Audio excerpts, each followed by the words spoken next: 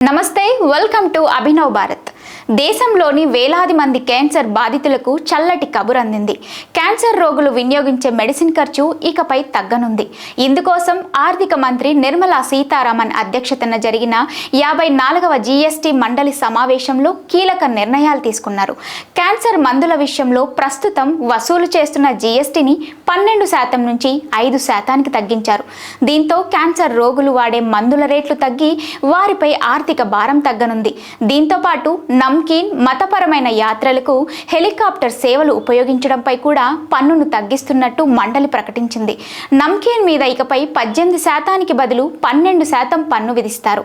దీనివల్ల చిరుతిండి రేట్లు కొంతమేర తగ్గుతాయి. ఇక మతపరమైన యాత్రలకు హెలికాప్టర్ ఉపయోగిస్తే ఆ బిల్లుపై వసూలు చేసే జీఎస్టీను 5%కి తగ్గిస్తూ మండలి సభ్యులు నిర్ణయం తీసుకున్నారు. ఉత్తర భారతదేశంలోని కొండ ప్రాంతాల్లో ఉన్న పుణ్యక్షేత్రాలకు వెళ్లేవారిని, ముఖ్యంగా కేదార్నాథ్, బద్రీనాథ్, వైష్ణోదేవి యాత్రికులను దృష్టిలో పెట్టుకొని ఈ నిర్ణయం తీసుకున్నారు.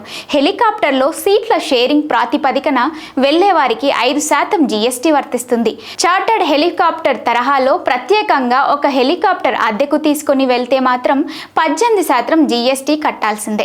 మరోవైపు చాలా కాలంగా పెండింగ్లో ఉన్న జీవిత బీమా, ఆరోగ్య బీమా ప్రీమియంల మీద జీఎస్టీని తగ్గించే అంశం మళ్లీ వాయిదా పడింది. ఈ ఏడాది నవంబర్లో జరిగే భేటీలో దీనిపై నిర్ణయం తీసుకోవాలని మండలి నిర్ణయించింది. జీవిత బీమా, ఆరోగ్య బీమా ప్రీమియంపై పన్ను తగ్గిస్తారని దేశవ్యాప్తంగా భారీగా చర్చ నడిచింది. అయితే పన్ను తగ్గింపు నిర్ణయాన్ని వచ్చే సమావేశం వరకు వాయిదా వేసిన కౌన్సిల్ ఈ అంశాన్ని మరింత లోతుగా పరిశీలించి రిపోర్ట్ చేసేందుకు మంత్రుల కమిటీని ఏర్పాటు చేసింది. బీహార్ ఉప ముఖ్యమంత్రి సమ్రాట్ చౌదరి నేతృత్వంలోని ఈ కమిటీ ఏర్పాటైంది. అక్టోబర్ నెలాఖరు నాటికి కమిటీ నివేదికను కౌన్సిల్కు సమర్పిస్తుంది. అయితే ఈ విషయంలో పన్ను తగ్గించేందుకు జీఎస్టీ కౌన్సిల్లోని మెజార్టీ సభ్యులు మొగ్గు చూపినట్లు సమాచారం. అది ఎంతవరకు సఫలమవుతుందో తేలాలంటే వచ్చే సమావేశాల వరకు వేచి చూడాలి.